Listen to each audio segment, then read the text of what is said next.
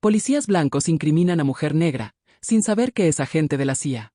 Imagina por un instante la indignación recorriendo tus venas. Siente el nudo en el estómago ante la flagrante injusticia. Elena, una mujer de 32 años, con la mirada vivaz y la sonrisa que ilumina cualquier habitación. Elena se encontraba en el supermercado local, haciendo las compras para la cena después de un largo día de trabajo como asistente social.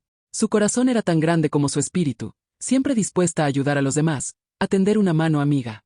Pero en ese fatídico martes, su bondad y su color de piel la convirtieron en el blanco de una acusación escalofriante. Dos policías blancos, Davis, un hombre corpulento de rostro adusto y prejuicios arraigados, y Miller, su compañero más joven pero igualmente influenciado por las sombras del racismo, la observaban con suspicacia desde el momento en que entró a la tienda. Sus miradas la seguían por los pasillos, cargadas de un juicio silencioso pero palpable. Cuando Elena se disponía a pagar sus compras, una cartera desapareció del bolso de una anciana. Sin dudarlo, Davis y Miller se abalanzaron sobre Elena, acusándola sin pruebas, basándose únicamente en su color de piel y en sus propios prejuicios contaminados. La humillación, la rabia impotente, la incredulidad ante la acusación injusta se apoderaron de Elena. Fue esposada, tratada como una criminal común, mientras las miradas curiosas y acusadoras de los demás clientes la atravesaban como dagas. La comisaría se convirtió en un infierno para Elena. Las preguntas eran agresivas, las acusaciones directas y sin fundamento. Davis y Miller parecían disfrutar de su poder, sordos a las súplicas de inocencia de Elena. Cada palabra que salía de su boca era interpretada como una mentira, cada intento de explicar era silenciado con desdén. La injusticia la asfixiaba, la impotencia la consumía. ¿Cómo podía estar pasando esto? ¿Cómo podían juzgarla tan rápido, tan cruelmente, basándose en nada más que su apariencia? Mientras Elena luchaba por mantener la compostura, en un rincón oscuro de la comisaría, la sargento Johnson, una mujer afroamericana de mediana edad con una mirada penetrante y una reputación de ser incorruptible, observaba la situación con creciente preocupación. Johnson había visto demasiadas veces cómo el prejuicio nublaba el juicio de sus colegas blancos. Algo en la firmeza de Elena, en la dignidad que emanaba a pesar de su angustia, le decía que había algo más en esta historia. Los días se convirtieron en una pesadilla kafkiana. Elena fue acusada formalmente, su reputación destrozada en cuestión de horas. Sus amigos y vecinos susurraban a sus espaldas, algunos dudando de su inocencia, otros temiendo asociarse con una presunta criminal. La soledad se convirtió en su sombra constante. Su abogada de oficio, la señora Rodríguez, una mujer bien intencionada pero sobrecargada de trabajo, parecía resignada ante la aparente solidez de las acusaciones. Pero Elena no se rendiría. Su espíritu indomable se negaba a ser aplastado por la injusticia. En las frías noches de la cárcel, repasaba cada detalle del incidente, buscando una grieta en la narrativa de sus acusadores. Recordaba una conversación fugaz en el supermercado, una mujer rubia discutiendo acaloradamente por teléfono cerca de donde desapareció la cartera. ¿Podría ser ella la clave? Mientras Elena luchaba por encontrar la verdad, la sargento Johnson comenzó su propia investigación paralela. Su intuición le decía que algo no encajaba. Revisó los videos de seguridad del supermercado una y otra vez, deteniéndose en cada detalle, en cada interacción. Fue entonces cuando lo vio, una mujer rubia, nerviosa, alejándose rápidamente del lugar donde la anciana había denunciado el robo, justo antes de que Elena llegara a la caja. Johnson sintió un vuelco en el corazón. Compartió sus hallazgos con el capitán Miller, sin parentesco con el otro Miller, un hombre justo y recto que siempre había confiado en el juicio de Johnson. Juntos, decidieron investigar a la mujer rubia, cuyo nombre lograron identificar gracias a las cámaras de seguridad, Deborah Hayes, una mujer con un historial de pequeños hurtos. La investigación sobre Deborah Hayes reveló un patrón de comportamiento sospechoso. Había sido vista en otros supermercados de la zona, y había denuncias previas de carteras desaparecidas cerca de donde ella se encontraba. La sargento Johnson y el capitán Miller sentían que estaban acercándose a la verdad, pero sabían que necesitaban pruebas irrefutables para contrarrestar la narrativa racista que Davis y Miller habían construido en torno a Elena. Mientras tanto, en prisión, Elena recibía una visita inesperada. Era Mark, un antiguo compañero de la universidad, un hombre blanco con una profunda fe en la justicia y un corazón sensible a las desigualdades. Mark no había dudado ni por un segundo de la inocencia de Elena. Había estado moviendo cielo y tierra, contactando a antiguos profesores, buscando testigos, dispuesto a hacer lo que fuera necesario para ayudarla. Su apoyo incondicional era un rayo de esperanza en la oscuridad que la rodeaba. El juicio se convirtió en un circo mediático, con cámaras y reporteros agolpados a las puertas del tribunal. La historia de Elena, la mujer negra acusada injustamente, había trascendido las fronteras de la ciudad, convirtiéndose en un símbolo de la lucha contra el racismo y la brutalidad policial.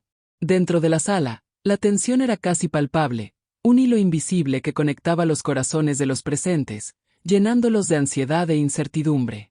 La fiscalía, liderada por el fiscal Thompson, un hombre de rostro severo y reputación de ser implacable, presentó su caso con una frialdad calculada. Davis y Miller, en el estrado, tejieron una narrativa en la que Elena encajaba perfectamente en el perfil de una ladrona, basándose en vagas descripciones y en sus propias suposiciones sesgadas. Sus palabras resonaban con un eco de prejuicio, pintando a Elena como culpable antes incluso de que pudiera defenderse.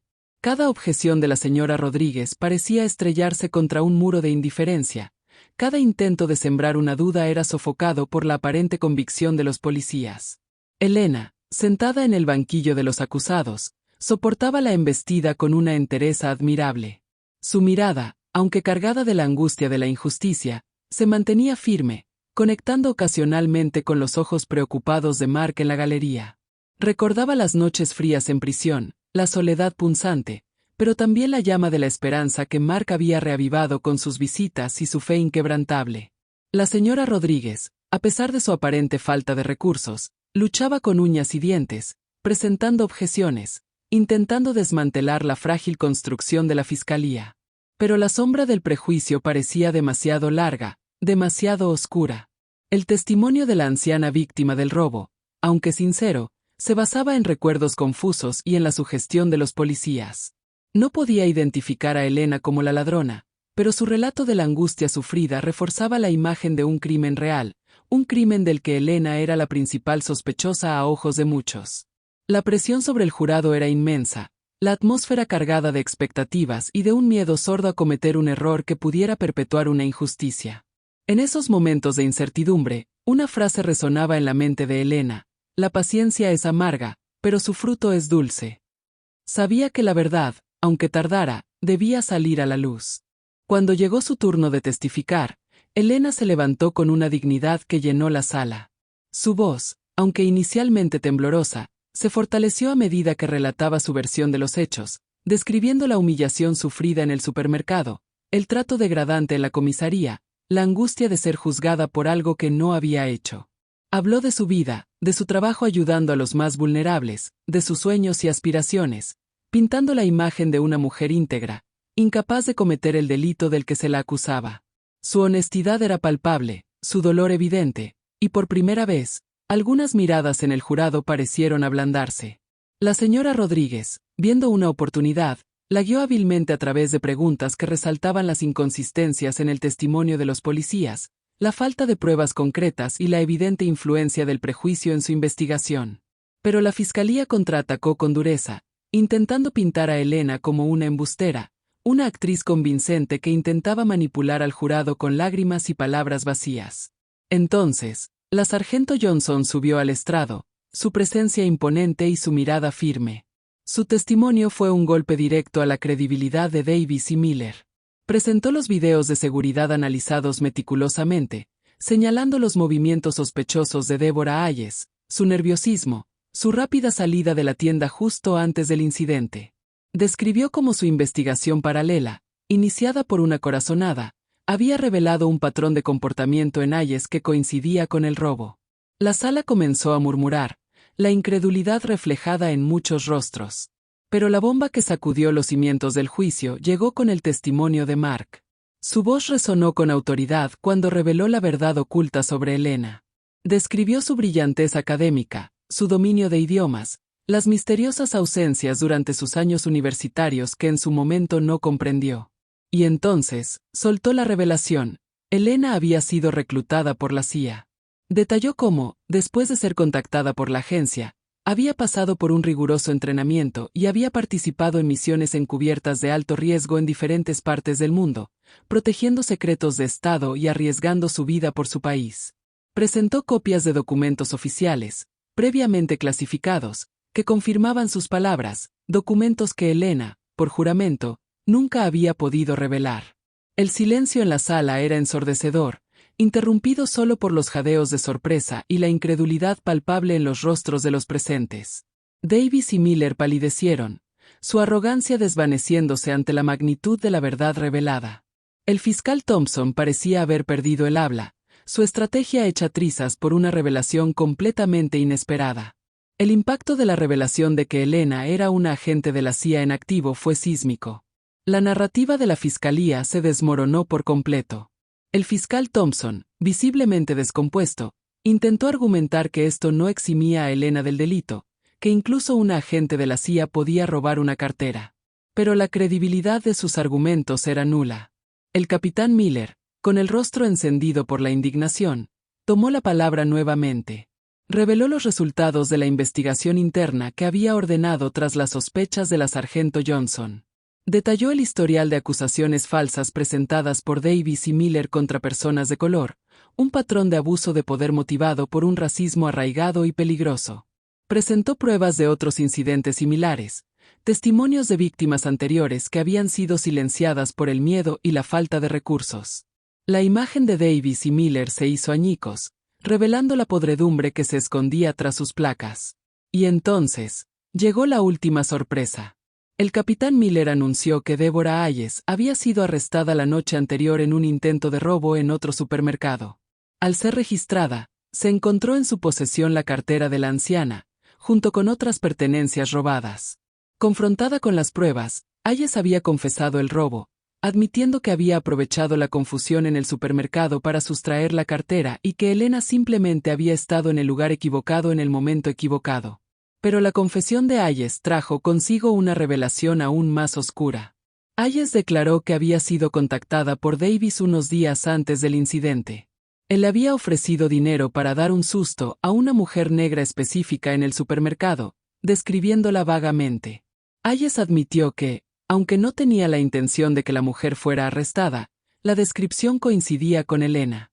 La conexión entre los policías corruptos y la verdadera ladrona era ahora innegable. Davis y Miller, al escuchar esta declaración, intentaron negar cualquier implicación, pero las pruebas eran abrumadoras. Habían intentado incriminar a una mujer inocente, abusando de su poder y alimentando sus prejuicios raciales. El veredicto del jurado fue unánime y rápido: no culpable. Un grito de alivio y júbilo llenó la sala. Elena, con lágrimas en los ojos, abrazó a Mark y a la señora Rodríguez. La justicia, aunque tardía y arduamente conquistada, finalmente había prevalecido. La verdad, como una explosión controlada, había destrozado la fachada de la acusación injusta. Al salir del juzgado, Elena fue recibida por una multitud de personas que la vitoreaban, pancartas que exigían justicia y el fin del racismo policial. Su historia se había convertido en un faro de esperanza y un llamado a la acción. Aunque marcada por la experiencia, su espíritu permanecía intacto, fortalecido por la adversidad. Davis y Miller fueron arrestados inmediatamente, acusados de obstrucción a la justicia, perjurio y conspiración. Su carrera policial, basada en la mentira y el abuso, había llegado a un abrupto y vergonzoso final. La sargento Johnson y el capitán Miller fueron elogiados por su integridad y su compromiso con la verdad, demostrando que dentro del sistema también existían personas dispuestas a luchar por la justicia, sin importar el color de la piel. La historia de Elena nos recuerda que la injusticia racial es una llaga abierta en la sociedad, una herida que debe ser sanada con verdad, transparencia y un compromiso inquebrantable con la igualdad. Como dijo Martin Luther King Jr., la oscuridad no puede expulsar a la oscuridad, solo la luz puede hacer eso. El odio no puede expulsar al odio, solo el amor uno puede hacer eso. La luz de la verdad había iluminado la oscuridad del prejuicio, y el amor por la justicia había triunfado sobre el odio y la opresión. La lucha, sin embargo, continúa. La historia de Elena es un llamado a la vigilancia constante, a la denuncia de la injusticia en todas sus formas, y a la construcción de un mundo donde el color de la piel nunca más sea motivo de sospecha o de condena.